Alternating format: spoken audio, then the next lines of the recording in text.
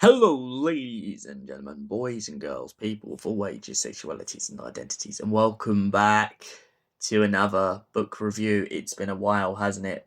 I was originally going to do a review of War of the Worlds, which I'm still going to do, but at the moment I was just so hooked on this book.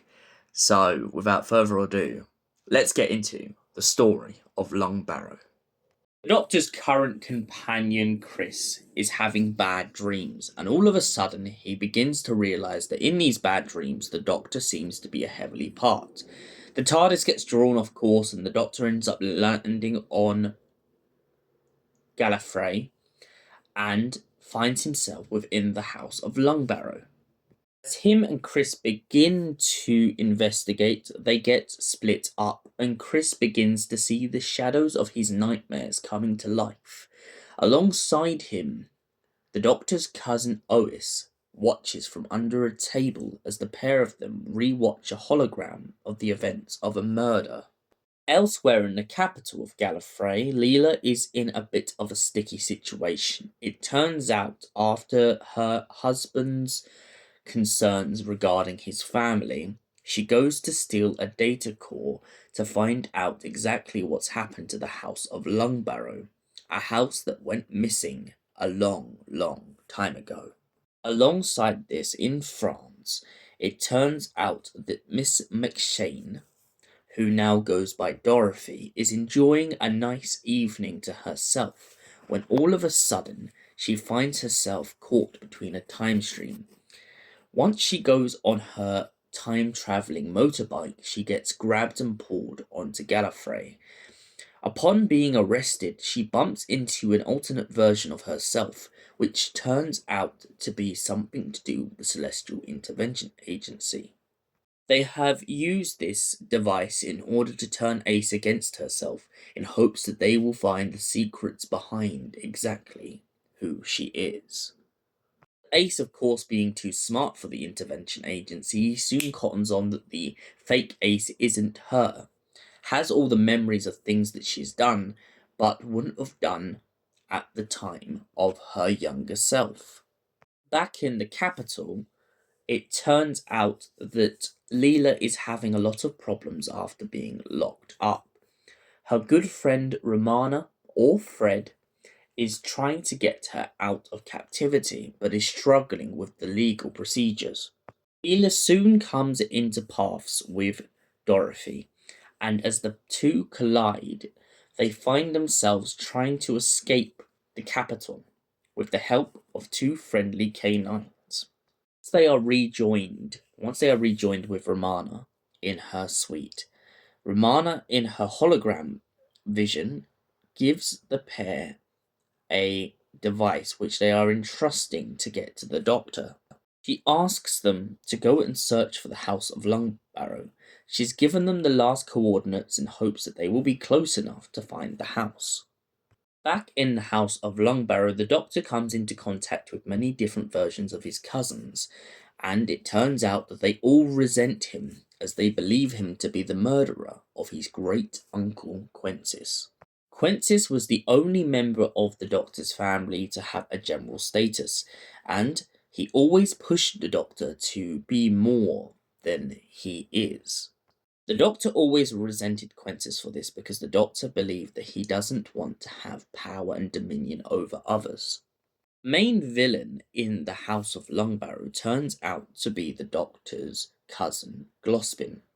Glospin and Savalop have been plotting against the Doctor since day one, but little did Savalop know that Glospin indeed had killed their cousin and uncle Quensis. When Glospin is confronted on this matter, he begins to talk of the Doctor's past and points out that the Doctor isn't quite what he seems. This is all because of a dreamscape that Glospin and the companions follow, where we find out that the Doctor is in fact the other. That's something we'll touch on a little bit more down the line. When the Doctor is suspected of being the other, Glospin takes a shed of his skin print and regenerates his third incarnation into the first Doctor's appearance. He uses this in order to kill his uncle and get away with the murder and pin it on the Doctor. After being caught by many of his other cousins, he drags them into the fold by killing off some of the cousins and burying them in the garden. This, of course, doesn't work out very well for Glospin, as it turns out that the people that he has been rattling onto no longer have any trust in him. To add salt into the wound, it also turns out that his uncle, who he murdered, who is now being holographically shown through a badger, is very aware of exactly who killed him. Even though Glospin tried to get away with it with the regeneration, he was ratted out on top of it by the loom itself. The loom catalogues every single incarnation of the House of Lungbarrow, and of course realizes that Glospin has in fact had 4 regenerations, not 3. Glospin's suspicions in the beginning of this book towards who the Doctor could really be doesn't just nail down to the fact of the apparitions that he saw in the Doctor's mind, but also the fact that they had seen inaccurate records on the Doctor's loom. As the story progresses, we also find out that the house was very angry throughout this book. It seems not happy with the lies and deceit that have been going on. One of the big lies and deceit before the revelation of Glospin getting caught out on the murder turns out to be the fact that the Doctor realizes that Quentis's body isn't real. It turns out because the house wasn't sure whether Quentis was dead or not, their great aunt has hidden the fact by putting a dead body in a coffin that wasn't even his. Doctor eventually reveals this to the house and leads it into anger. Go back to the story of the other. It's not directly established how many regenerations the other had, but from the expanded media of Doctor Who as a whole, we can imagine the Doctor has had many, many lives. Flashback in this book is set in 2 parts. One half of it seems to be a revolt against Rassilon after the death of Omega at the collapsing star, and the other half begins to show us that the other had a granddaughter named Susan. The granddaughter named Susan, who we know as Susan Foreman down the line, is very young at the time and very impressioned by the power struggle of her planet. The Doctor tries to hide her and shield her from this fact when he is in the other. The other goes to confront Rassilon, but Rassilon, being almighty and deeming his power over creation, believes himself to be a god. The other points out to Rassilon that he doesn't want this power and he will give up his position in order to live among the masses. Rassilon isn't happy with this and of course sends his guards on the other in hopes of distinguishing this rebellion. He tries to manipulate the other into pretty much keeping his seat of power at any cost whatsoever. After returning to his granddaughter Susan, the other pretty much sent her into hiding with a nurse, but little to his knowledge does he realize that the station that they were trying to use to get away from the planet was shut down and exploded. Susan is left powerless and ends up living on the street, whilst the other has to hide himself away and make sure that no one finds out where he's gone.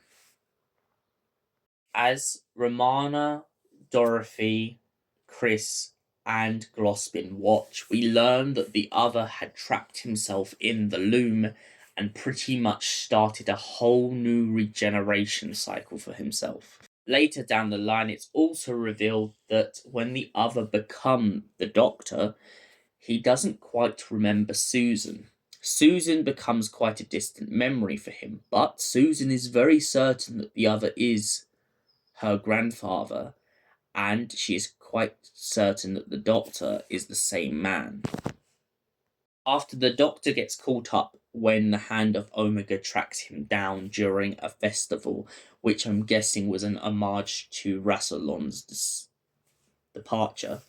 The Doctor ends up having to run away from the crowd as he has drawn too much attention to himself, the Hand of Omega pretty much making it impossible for him to hide. When he is tracked down the street and the Hand of Omega eventually leaves him, the Doctor finds himself face to face with his granddaughter, and the pair escape down a catacomb.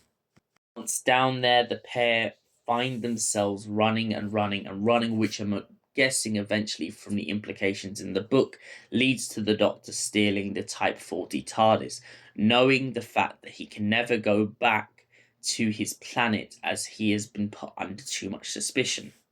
Now, of course, the festival isn't the first time that the Hand of Omega has come looking for the Doctor. It turns out that it's also revealed in this that before the Doctor bumps into Susan, Glospin goes to the capital and the Doctor's at the Academy. When Glospin gets in a fight with the Doctor, the Hand of Omega pretty much burns his arm, which also gives away the fact that Glospin had more than one regeneration. Now, going a little bit back in the story, President Romana had fled Gallifrey on the simple basis that it turns out that a commander in the CIA called Ferrin was trying to take over the capital. Also tries to impeach her of her presidency and eventually tracks the group down to the house of Lungbarrow. Once at the house trying to arrest the two former presidents, he finds himself in a sticky situation. The house is falling apart subtly, and it turns out that its temper is growing and growing and growing. As Ferrin is knocked out due to an explosion, it turns out that he keeps on asking the Doctor who he really is. The Doctor points out that he doesn't care whether he was a god or a person. What matters is who he is now. Mana's stature is re-invoked, and Chris decides that he wants to leave the Doctor to go back off and have adventures with Bernice Summerfield. Dorothy decides she wants to join the Academy after the fact that she had some really high talks with the Doctor about where she wants to go with her future. The Doctor, in one point in this book, points out the fact that he always wanted her to go to the Academy, but sadly, due to the fact of their adventures and the nature of their life together in the TARDIS, it made it very difficult for him. Mana and the Doctor eventually have a bicker on the basis that pretty much the Doctor was going to be sent off on a mission to Skaro, and that's very relevant in a sec. Before that, Innocence and the Doctor's relationship with his other cousins is kind of fixed, but not properly. Innocence and the Doctor definitely become more pals again, but his other cousins are very reliant on this idea that they still don't trust the Doctor after finding out all the information they have. They still aren't fully convinced that he didn't murder his own uncle, but they do know now that Glospin was more guilty. The Doctor, not really too bothered about this, of course, pretty much brushes it off his shoulder and says that he's not bothered with his family don't want to accept him because he has many families out there in the universe. Now, back to the relevance of what I said a second ago about Romana wanting to send the Doctor off to Skaro. It turns out that the Master has been executed and his remains are on Skaro. Or he's about to be executed and his remains are on Skaro. To anyone who's wondering where this kind of relevance ties into, anyone who's watched a TV movie and has watched Survival, this kind of narratively gives us a sort of basis of where we are on the Doctor Who timeline. The House of Lungbarrow either takes place within or after the events of Last Day, which was a Big Finish audio. The Doctor, of course, then goes off in the TV movie to find the Master and take his remains back to Gallifrey, but obviously a mistake happens and he gets drawn off course and they both end up on Earth. Back to Lungbarrow. What did I think? Well, I absolutely love this story. I really like the attention to detail and the idea that we don't quite know who the other is in the beginning. I love the idea that it keeps tying around in all these mysteries with the Doctor's kind of rumours, about him with the Hand of Omega. We know from the TV show that the Doctor took the Hand of Omega to Earth. We also know that he used it against Skaro. I do like that relevance when the Doctor is confused about the fact that Skaro is still around because of him using the Hand of Omega against Davros.